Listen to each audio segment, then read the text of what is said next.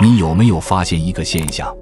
很多女性在一次亲密接触之后，会觉得更爱对方，更依赖对方，可很多男性却在同样的事情之后变得冷淡，甚至主动疏远。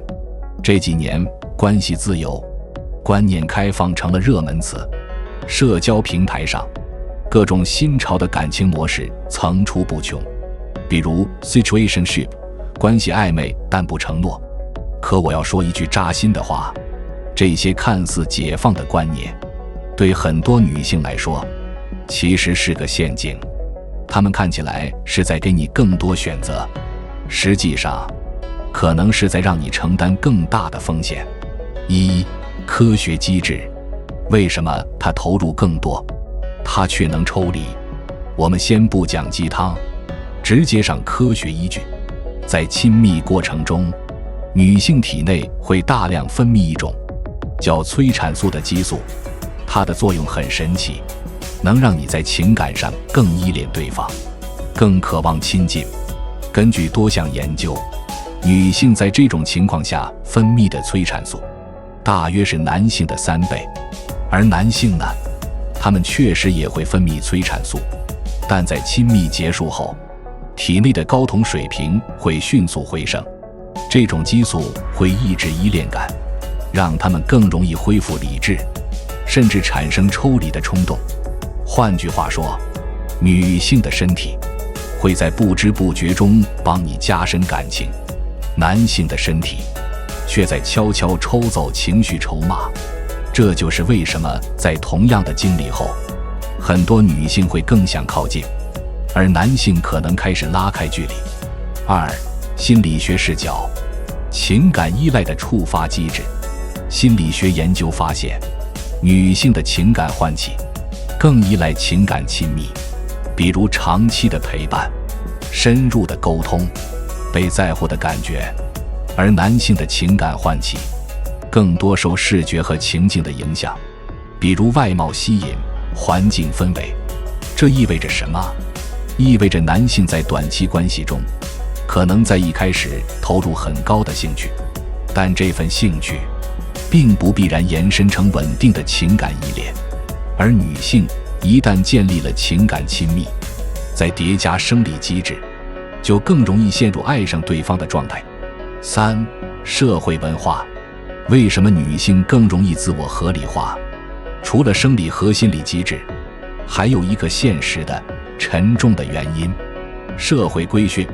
在很多文化里，女性一旦有多位亲密对象，就容易被贴上负面标签，但男性如果这样做，反而可能被形容为有魅力、有资本。这种双重标准会让很多女性在经历亲密关系后，本能地想爱上对方，来证明自己是出于感情，而不是出于随意。这是一种心理自我保护，避免自己在社会舆论中被攻击。四、现实案例，影视与生活的镜像。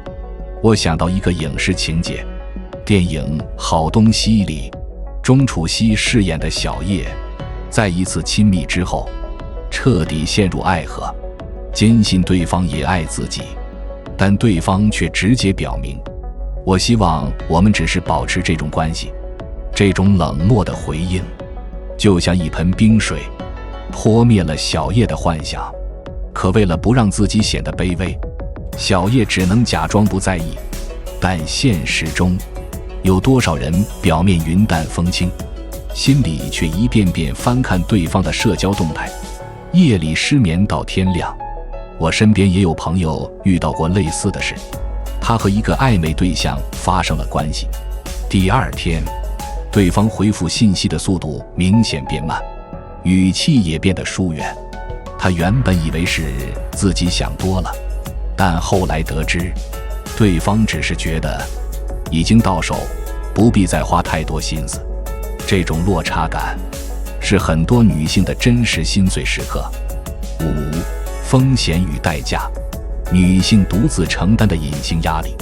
在亲密关系中，女性往往要承担更多不可忽视的风险。怀孕焦虑，月经推迟1天，就可能让人陷入巨大的担心，是不是怀了？这种焦虑能瞬间打断生活节奏。健康隐患，任何身体不适，比如腹痛、分泌物异常，都会让人担心自己是否染上妇科疾病。去医院检查的过程，器械的不适感，医生和旁人的眼光，都会带来心理压力、情绪消耗。一边要维持表面淡定，一边在心里反复追问，他是不是不爱我了？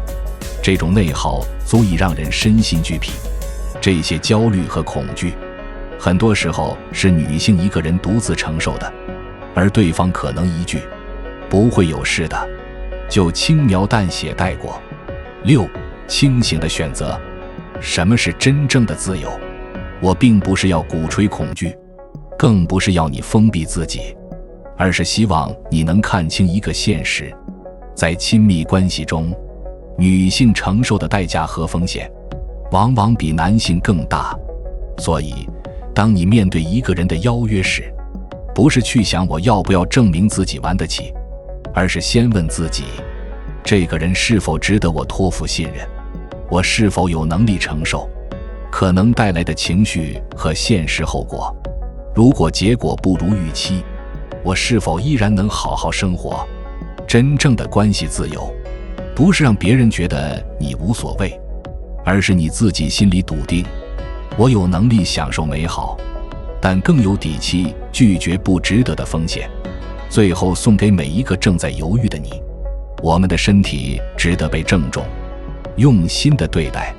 你可以坦然承认自己的欲望，也可以勇敢追求美好的体验，但前提是你清楚自己在做什么，为谁而做，以及能否承受可能的结果。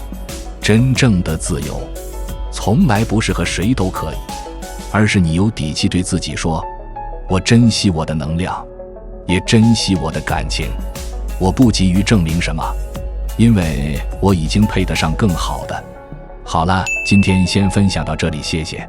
欢迎订阅、点赞、留言，再见。